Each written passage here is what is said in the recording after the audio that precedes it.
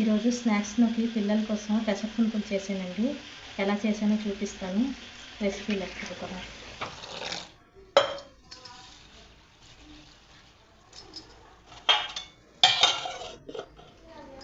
పప్పు నానిపోయిందండి. Mixie పట్టుకున్నానండి. Mixie పట్టుకున్నప్పుడు ఉప్పు వేసుకున్నాను. ఇందులో కొంచెం వంట సోడా వేసుకోవాలి. దీన్ని శుభ్రం కలుపుకోవాలి.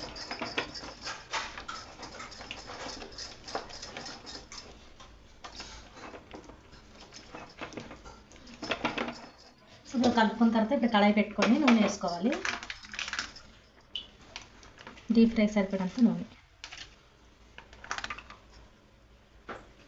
కాగిపోయిందండి. ఇప్పుడు పునుగులు వేసుకుంటాము.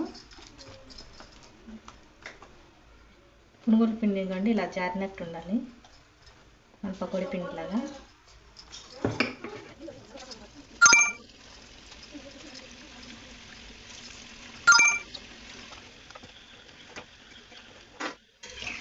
ఇవన్నీ చక్కగా వేగిపోయాయండి.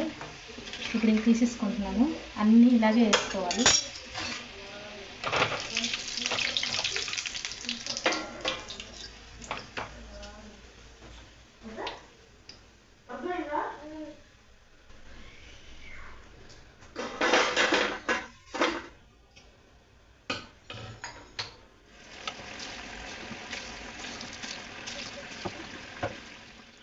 అంతేనండి, ఎంతో టేస్టీగా ఉండే పెసర పునుకులు రెడీ అయిపోయాయండి.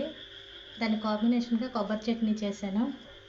ఈ కాంబినేషన్ చాలా బాగుంటుంది. మీరు కూడా ఇలాగే ట్రై చేయండి.